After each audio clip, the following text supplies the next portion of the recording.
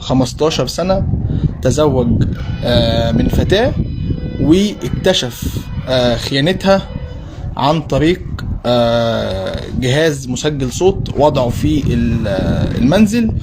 اكتشف خيانتها عن طريق هذا الجهاز، ففي مشاكل حصلت ما بينهم. الزوجة أشعلت النيران في المنزل. يمكن زي ما حضراتكم شايفين احنا حاليا يعني في قلب المنزل، داخل المنزل زي ما حضراتكم شايفين، يعني المنزل تحول من عش زوجية إلى خرابة، يعني زي ما نقول كده. المنظر هنا يعني صعب. هنتابع مع الأستاذ حسام يعني الضحية، وهنعرف منه تفاصيل الواقعة تحديدا، ايه اللي حصل وايه تفاصيل الموضوع. اهلا بك استاذ حسام. بداية كده عاوزك يعني تبدأ معايا من الاول، تقول لي انت ايه اللي حسيت بيه خلاك يعني تندفع ان انت تجيب جهاز وتسجل وتعرف ايه اللي بيحصل في البيت. عامة الشك هو اللي خلاني ان انا اجيب جهاز. ايه اللي خلاك تشك؟ هي شككتني فيها، بقت تتكلم على طول في الموبايل واجي ارن عليها مثلا يديني ويتنج ولا انت بتكلمي مين؟ تقول لي ما بكلمش حد لحد الساعة 3 الفجر. يعني انت بتكلمي مين؟ ما بكلمش حد. انا كنت بكون في شغلي. انت مش بتشتغل بالليل؟ كنت شغال بالليل في شركة خاصة، شركة امن. كنت اروح بالليل وباجي الصبح. اجي ارن عليها مثلا اطمن عليهم زي اي زوج ما بيطمن على اهل بيته. تمام. بتكلمي مين؟ لا ما بكلمش حد. وتعمل نفسها نايمه. لا ده تليفونك هو اللي صحاني. طب انا كنت شايف التليفون ويتنج. لا انت تليفونك ده بايظ. لدرجه ان انا جبت تليفون تاني ورحت مصور منه الويتنج. انا عايز اثبت لها ان هي ويتنج. تمام. تقول لي لا انا ما كنتش بكلم حد. بعدين عملت ايه؟ بعدين بقى اتجهت يعني اضطريت ان انا ابحث عن حاجه بقى يعني تثبت لي. انا في الاول كنت هسيب تليفوني هنا واسجل واعمل تسجيل اللي هو الطبيعي ده. واسيبه في البيت بس. يعني لما امشي هعوز ان ارن عليها بالظبط. مشكله. فبدات ابحث عن النت لحد ما جيت وقع قدامي جهاز GPS صغير كده، جهاز مسجل صوت. بيسجل الصوت اللي حواليه. ببص لقيته على النت، رحت داخل عليه طلبت الاوردر وجالي لحد هنا. وجبته. جبت الجهاز. الاول ما عرفتش استخدمه. قعد تعبني فتره طبعا، وانا طبعا في الوقت دوت كنت منهار نفسيا. اكيد. يعني لا عارف تشتغل ولا تاكل ولا عارف اعمل حاجه خالص، ولا عارف اعيش اصلا. يعني الموضوع صعب. صعب جدا. المهم رحت جايبه. يعني فضلت احاول معاه واخش على جوجل وابحث عنه والكلام دوت لحد ما ما عرفت طريقته بتشتغل ازاي. الجهاز دوت حضرتك بتسيبه في اي مكان. انا كنت حاطه في اوضه النوم. انت جبت الجهاز حطيته في اوضه النوم؟ كان اكتر مكان بتقعد فيه في ايوه مكانها الرئيسي. بقيت احطه لها واروح الشغل. الجهاز دوت حضرتك ارن عليه يفتح اوتوماتيك. بترن عليه الجهاز بيسجل بقى، بيسمعك. يفتح عليا. برن عليه. هو في خط. في خط وكارت ميموري. عايزه يسجل. عايز ترن عليه ويفتح هو. فانت كنت بترن على الجهاز وهو في البيت عندك. واسجل من عندي من تليفوني. ويسجل من عندك من تليفوني. انا بسجل من تليفوني. تمام. هو بيسمعك الصوت اللي في البيت، كل المكان اللي موجود. رحت سايبه في البيت زي ما بقول لحضرتك كده وفضلت اسجل بقى. اسمعها بقى وهي بتكلموا ويتعاتبوا ويتخانقوا ويتصالحوا ويحبوا في بعض، الكلام ده كله. يعني انا فضلت يعني بتاع. حسيت بايه؟ حسيت بايه ازاي؟ يعني انت لما سمعت التسجيلات دي ايه حسيت بايه؟ حسيت عايز تعمل ايه؟ حسيت انا عايز اولع في نفسي. حسيت بايه يا استاذ؟ حسيت الموضوع كان صعب. حسيت انا مش راجل اصلا يعني. ازاي يعني حب عمري ومراتي. انت قلت لي 15 سنه. 15 سنه. 15 سنه حب قبل الجواز. وبنت عمتي اصلا. يعني مش جواز صالونات، هي بنت عمتك اصلا. بنت عمتي اصلا. يعني الموضوع مش جواز صالونات. لا. الموضوع كان قصه حب جامده كمان. وعايز اقول لك اهالينا كلها تشهد عليها. امال ايه اللي قلب الموازين كده؟ مش عارف. هو اكيد اللي هي كانت تعرفه دوت لعب بدماغها. وانا طبعا كزوج محتاج ان انا اكل واشرب والبس والكلام دوت اعيش بيتي. فكنت بقى بسعى. كنت بتشتغل شغلانتين؟ كنت بشتغل شغلانتين. كنت بسعى ايه بقى يعني تروح امتى وتيجي امتى الشغل؟ كنت بروح الساعه 11 بالليل. بس كنت بمشي من هنا 9 عشان الحق الاتوبيس. واجي الساعه 7 الصبح. تيجي 7 الصبح؟ يا دوب انام ساعتين وانزل افتح المحل. انا حلاق اصلا تحت. بتشتغل حلاق الصبح كده وبالليل بتروح لحد ما يجي ميعاد الشغل اروح واخد بعد ايه وراح الشغل. فجيت لما سجلت بقى وسمعت المكالمات عملت ايه بعد كده؟ واجهتها بقى. ما انا اخر بقى لما جبت اخري ما كنتش قادر خلاص كده. كل واحد ليه طاقه يعني. واحد ليه طاقه. رحت مواجهها. قالت لي لا انت ايه اللي انت بتقوله ده؟ انت اهبل. انكرت على طول. قلت لها بس ثانيه واحده كده. رحت جايب لها الجهاز وجبت لها الكارت الميموري وجبت لها على حاجات ومعايا فلاشه تحت فيها حاجات. رحت مسمعها التسجيلات. خضعت بقى. صوت وصوره. يعني في فيديوهات وفي تسجيلات. تمام. صوت وصوره زي ما بقول لحضرتك. فما قدرتش ايه تهرب. المهم شدنا مع بعض وضربتها. مش هكدب على حضرتك. طبعا انت حقي. موقف صعب. حقي. ودي كانت اول مره في حياتي تضرب. في حياتي بعد 8 سنين عمري في حياتي ما قلت لها يا بت. عمري في حياتي ما اكلتها قلم واحد. رحت مسكها ضربها الصراحه واتصلت باهلها بقى. هي في الوقت دوت وانا بضربها معلش يا حسن والنبي تسامحني وانا مش هعمل كده تاني وغلطه والكلام دوت وسيبنا نربي ابننا وما تحرمنيش من ابني. وهي بقى كانت خايفه على ابنها انا عارف. يعني اللي خلاها تخوني والكلام دوت يعني ما هتبقى عليا. جالك احساس ان انت عاوز تسامحها او تكمل؟ الصراحه حصل اصلا. حصل انت عاوز تسامحها وهذا كله؟ لا في الاول قبل ما تولع في البيت. انت قلت لها طبعا حصل اصلا. هي ولعت في البيت. يعني البيت اصلا هي ولعت فيه ازاي بقى؟ ما انا هكمل لحضرتك. ماشي كمل. فرحت جاي جبت اهلها بقى. يعني بقى هي بعد ما هي فضلت تقول لي والنبي سامحني ومش هعمل كده تاني وانا اسفه وغلطه وزله شيطان والكلام دوت. فانا طبعا ما كنتش في حالتي الطبيعيه فبرضه صممت ان انا اجيب اهلها. جبت اهلها؟ رحت جايب اهلها. الرد الفعل بقى اللي هو اللي ما عجبنيش خالص يعني. اهلها عملوا ايه؟ ما اقتنعوش بكلامي. سمعتهم التسجيلات. قالوا لك انت مفبرك الحاجات دي؟ لا يا ريت. قالوا لي ده عادي ده واحد زميلها في الشغل. عادي؟ قلت له نعم.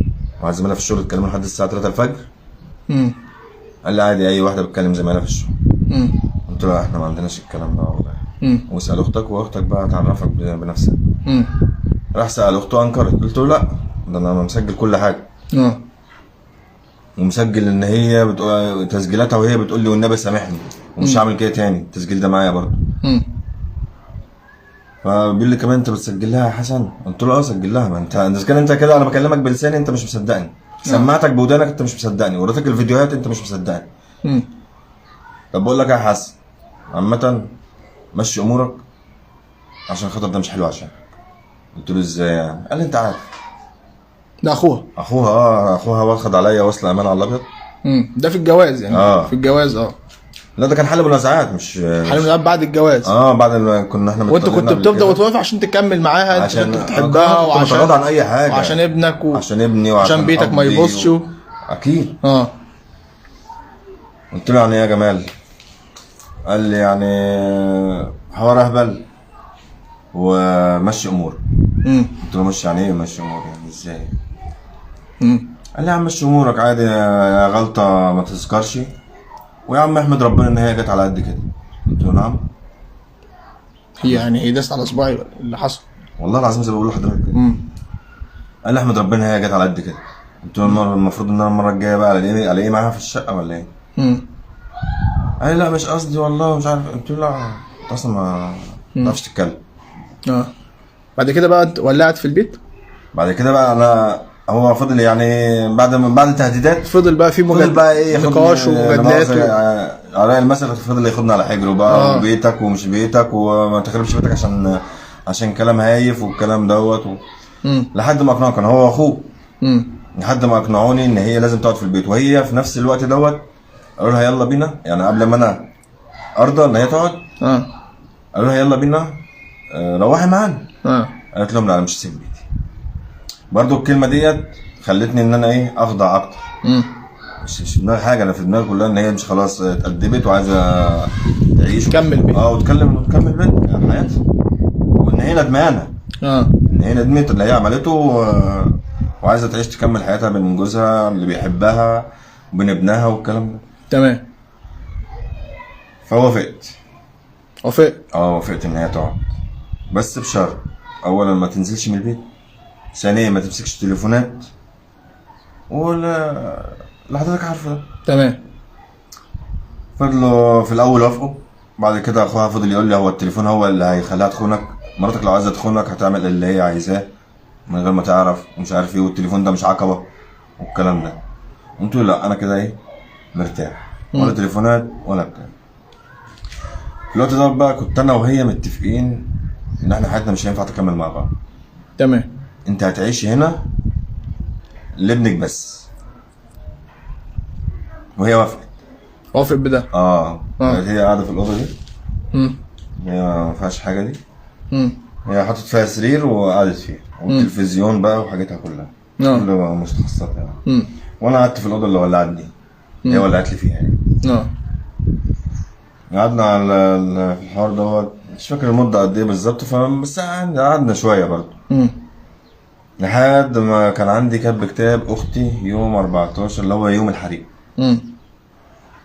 كان عندي كتب كتاب اختي وقبل منها كنت انا في الشغل واخوها اتصل بيا. يا حسن عاملين ايه؟ الحمد لله.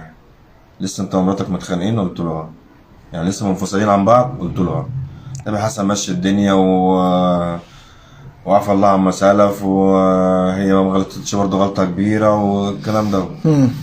قعدنا برضه نتكلم انا وهو برضه لحد ما اقنعني ان انا ايه اراضيها وخلاص بقى نرجع ايه لحياتنا الطبيعيه. وفعلا كان هيحصل قبل الحريق بعد الحريق. يعني انا الكلام ده كان بعد الحريق؟ لا الكلام ده كان قبل الحريق. قبل الحريق. يعني احنا كنا رايحين نكتب كتابنا كتاب اختي. تمام. فقلت لها تعالي معايا مع انه ما بكلمهاش. يعني ما فيش حتى بينا سلام عليكم. اخش تعمل لي اللقمه وان كانت تغسل لي هدومي ولا تروق بس ده اللي بيني وبينها. وحسام عايزت حاجه تقول له حسام ابني. تمام. ابني كده عنده 8 سنين ولا 7 سنين. عاوزت مني حاجه تطلبها منه. تمام. راحت نروح كذا. انا عاوزت حاجه برضو بقول له عليها، هو يروح يقول لها. تمام. بعد كده اللي حصل؟ بعد كده راحت جايه قلت لها تيجي معايا كاتبه كتاب. قالت لي لا. قلت لها براحتك. يعني انا كنت ناوي اخدها بعد ما نكتب الكتاب تقعدوا مع بعض. لا كنت هخرجها اصلا. تخرجها يعني تحس ان تخرجوا من المود اللي انتوا فيه يعني. وفي نفس الوقت كان عندنا كانت هي عينيها تعباها. كنت كاشف عليها قبلها باسبوع، وكان عندنا اعاده كشف في نفس ايه تاني اسبوع يعني. فقلت له طب ماشي، يعني عامه احنا عندنا اعاده كشف النهارده، ولما اجي من كتب الكتاب الاقيكي جاهزه ونمشي. قالت لي ايه؟ ما انا عارفه كنت هقول. قلت لها تمام. ورحنا كتبنا الكتاب، خدت ابني معايا ورحنا كتبنا الكتاب وجينا. فانا كانت رجليها تعباني، كان عندي تمزق في الاربطه هنا. فما كنتش بقدر اطلع السلم. تمام. بعد كده استنيتها تحت في العربيه بقى. ما جاتش؟ لا ندهت لها، طلعت من البلكونه قالت لي ماشي ثواني نازله. قعدت لها بتاع 10 دقايق ربع ساعه. فندهت لها تاني ما ردتش عليا. رحت مطلع لها حسام ابني. برضه قعد له بتاع 10 دقايق ربع ساعه هو كمان. رحت ناديه له يا حسام فين ماما؟ قال لي ماما في الحمام وجاي. تمام. قلت له ماشي. طب بقول لها يلا يا بابا عشان ايه؟ عشان نمشي. وبعدين بعديها برضه ب 10 دقايق راحت جايه نازله هي وحسام. رحت واخدهم في العربيه وماشي. تمام. مش في دماغي اي حاجه. تمام. واحنا ماشيين في الطريق وصلت منطقه كده اسمها الفردوس. تمام. راح التليفونات بقى اشتغلت عليا. بايه؟ الحق تليفون، الحق بيتك ولع. حبيبي. بيتك ولع. في الوقت ده كان معايا جوز اختي. وانا وهي كانت قاعده ورايا وجوز اختي كان قاعد جنبي. ما حبيتش ابين، يعني سبحان الله كده وحي جاي لي كده ان انت ما تبينش ايه اللي في التليفون. بس رحت بص لها كده في المرايه بتاعت الصالون. شكيت ان في حاجه. بصيت لها اه يعني. هو اول ما قالوا لي بيتك ولع قلت لهم انا جاي. رحت بصيت لها كده، راحت عامله مني كده درايه مني. فهمت ان هي اللي مولعه. تعالى كده وريني، انت قلت لي ان هي ولعت من اوضه النوم. تعالى كده وريني يعني زي ما حضراتكم كده شايفين المنظر داخل البيت بعد ما الزوجة أشعلت النيران على حسب كلام زوجها. زي ما حضراتكم شايفين كده معايا، يعني البيت تحول إلى خرابة، كتلة من الفحم. زي ما حضراتكم شايفين كده منظر باب الأوضة. هي ولعت في البيت بكل المحتويات اللي فيه، بكل حاجة. بس هي كانت سايبه هدومها بره وهدوم حسين بابا البيت ولا التانية بقى. دي بقى هدوم انا والمفارش، بس في مفارش بقى وفي فوط والكلام ده. ايه اللي حصل بقى؟ قول لي الولعه بدات ازاي؟ الولعه بدات انا لما جيت بعد كده سالته حسام. كنا قاعدين انا وحسام ابني، فبقول له يا بابا هي ماما ولعت في البيت ازاي؟ قال لي لا يا بابا، هي ما ولعتش في البيت ده، هي ولعت في الملاية السرير بس. ده ابنك؟ هو قال لك كده تلقائيا على طول. بقول له يا بابا هي ماما ولعت في البيت ازاي؟ قال لي لا يا بابا، ده هي مش ولعت في البيت، ده هي ولعت في ملاية السرير بس من تحت. والبيت هو اللي ولع لوحده. انا عايز عدل الله. عايز ان يعني اللي يعمل حاجه يتجازى عليها. اللي غلط لازم يتحاسب. ده اللي انت عايزه. وبرغم ان انا قبل كده انا قلت في فيديوهات قبل كده ان انا مش عايز منها حاجه، وعايزه بس تسيبني في حالي. بس هي اليومين دول مش سايباني في حالي بقى. ابص الاقي حضرتك اتنين جايين على مكنه. يعني بتواجه تهديدات. انا سبت الشغل حضرتك. انا سبت الشغل بتاع الاستثمار بسبب الموضوع ده، من الخوف. حد تعرض لك في الشارع او كان انا بقول لحضرتك يروحوا واقفين بالمكنه كده قدام المحل عندي. هو ده؟ هو ده. طب يلا بينا. ما الحقش بجري واجري عليهم حتى. الا بقى كمان من فتره قريبه كده، حوالي من اسبوع او من 5 ايام، تروح جايه لي عربيه بيجو واقفه قدام المحل. عربيه بيجو بيضه. تهديدات يعني كلام ده كانوا نازلين بسلاح. سلاح ناري.